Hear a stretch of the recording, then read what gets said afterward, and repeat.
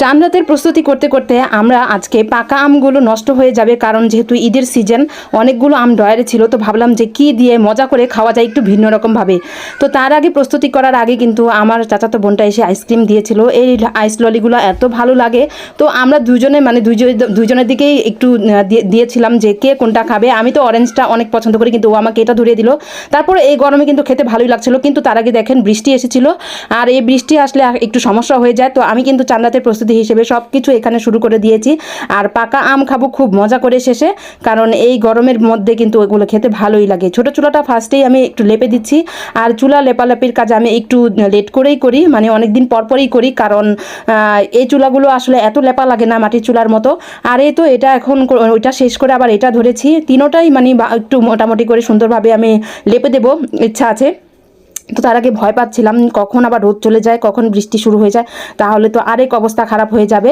আজকে আর তেমন রান্নাবান্নার ভিডিও করব না, জাস্ট আমি চাঁদ রাতের প্রস্তুতি হিসেবে এই পাকা রান্নাঘরটি আমি পরিষ্কার করব, পরিচ্ছন্নতা করব, সব কিছু মোছামাছি করব, আর একটু শেষে সবাই মিলে মজা করে আম খাবো।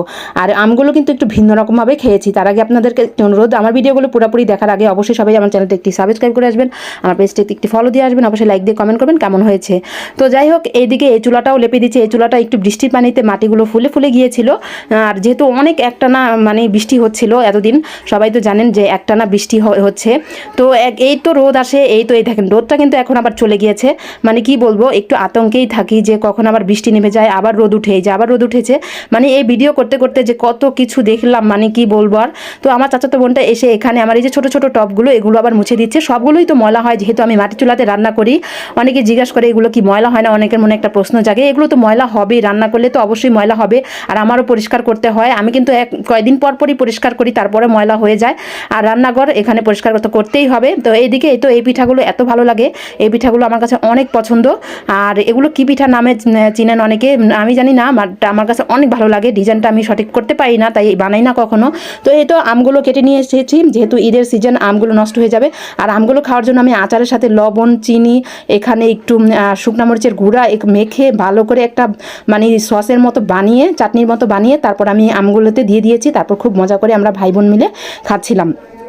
তো আমরা সব কিছুই টুকটাক পরিষ্কার করা শেষ, মাটির জিনিসগুলো সুন্দর মতো ধুয়ে দেয় মুছে দিয়েছি। এই যে রোদ্রে দিয়েছিলাম, কিন্তু রোদটা চলে গিয়েছে। এখানে রোদ্রে দেওয়ার কারণ হলো যাতে একটা ভাবসা, যে একটা মানে কি বলে ছটটাক পড়ে যায় মাটির জিনিসগুলোতেও, আচারের মতো যেটা হয় আর কি।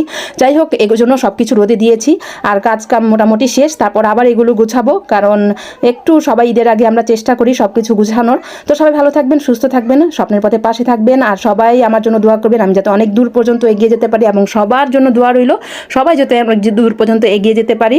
আর আমি সুন্দর করে সব কিছু গুছিয়ে দিলাম, আর পুরোপুরি গুছাবো না, যদি বৃষ্টি এসে পড়ে আবার সরাতে হবে সব কিছু। আল্লাহ হাফেজ।